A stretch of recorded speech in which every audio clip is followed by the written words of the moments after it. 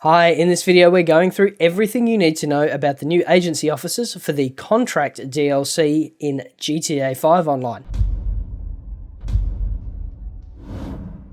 Hi and welcome back, my name's Dan and I'm an old grumpy gamer. Grand Theft Auto is a truly massive game. Between GTA 5 and the constant updates from Rockstar for GTA Online, there's no shortage of new content and interesting things to do. Everyone's talking about the new DLC, and from what we can tell so far, it's pretty damn good. The initial storyline is at least a few hours long, Lamar is hilarious as always, and there are some cracking new tracks from Dre. So join me then as we look at everything you need to know about the new agency officers for the Contract DLC in Grand Theft Auto 5 Online. Before we dive in, if you're new to the channel, we do how-to guides, news and giveaways, so consider subscribing and ring the bell to stay up to date. So let's start with the different properties. You can access these by heading to the Dynasty 8 site, the same one you use for purchasing CEO officers. We have 4 different locations available. Going from the cheapest to the most expensive, we start with Little Seoul at $2,010,000. It's got reasonable location and some lovely gardens nearby, but it is sort of in a weird spot and there's not too much around it. Next is the Vespucci Canals property at $2,415,000, which is the one we ended up grabbing because it's kind of close to my office and apartment. This one's pretty easy to get to and has reasonable views of the canals. At the same price of $2,415,000 is Rockford Hills. This property is in a bit of a rougher spot and the views aren't as nice, but it does a job nonetheless. Finally, at $2,830,000 we have Howick. The building itself is a little smaller, but it has some great views and it is in a pretty neat spot, especially if you have a penthouse for the casino. Now, as with all of the other offices and luxury apartments, all the interiors are identical, so the only thing that should really determine which one you get is where your other properties are, and of course budget. And while we're on interiors, let's take a look at the artwork. We have 3 different options available. Power and Money, which is included, Pop and Hype at an additional $265,000, and finally Loyalty and Respect at $340,000. Wallpaper next, which goes almost up to $500,000, which is just nuts. With the Floral included, Marble at $208,500, the Geometric at $232,500, the Designer at $259,500, Presidential at $286,500, Exotic for $322,500, Tiled for $360,000 even, which is what we ended up going with, and the Organic at a shade over $400,000, and finally the Royal at $442,500. Highlights are next, with the charcoal included and colours ranging through to $100,000. Right, next up is the Armory, and it is an absolute must. This will let you purchase weapons, purchase body armour, and modify weapons too. The gun locker is also handy as it lets you customise your loadout. Now, accommodation's handy, but not absolutely necessary. It just means that you can spawn at the agency, so if you can afford it, grab it. If not, that's okay.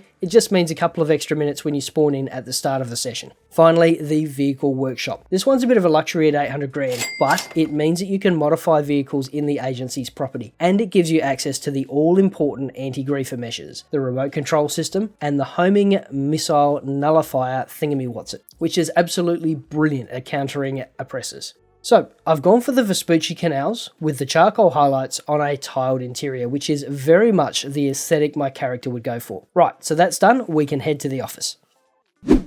Once you're there, there's a bit of a cutscene, so sound up for this one and do not skip it. Lamar is fantastic. And let's go for an explore. On the first floor is the executive offices, the boardroom, and the client reception area. This is where you'll spend a good portion of your time when you're in the agency, and you can do setups and contract work from your terminal in the office. Also, you get lost a lot. Next, heading up one floor is the Armory, staff workspace, kitchen, personal quarters, and the rec area. You can speak to the Armory staff, grab some snacks, and change clothes, and this is also where you'll spawn from. Right, the garage is next, so head to a lift and select the correct option there. So the garage can hold up to 20 vehicles and has the vehicle workshop if you ended up picking that option. It also looks like it comes with an armoured SUV, Franklin's Buffalo is also down there, along with what I suspect is Amani's bike, but we don't have access to either of those. And that's it, so you can get away with this for a touch over $2 million to get started with this DLC, which is surprisingly affordable. But if you want to go nuts, you can easily spend upwards of $5 million on the agency and another few million on vehicles. So thanks for watching. Which agency did you pick? Leave your comment down below, and check out the video up the top for another contract DLC guide, or the one down the bottom for some more old Grumpy Gamer goodness. Stay safe, wash your hands, and we'll see you in the next video.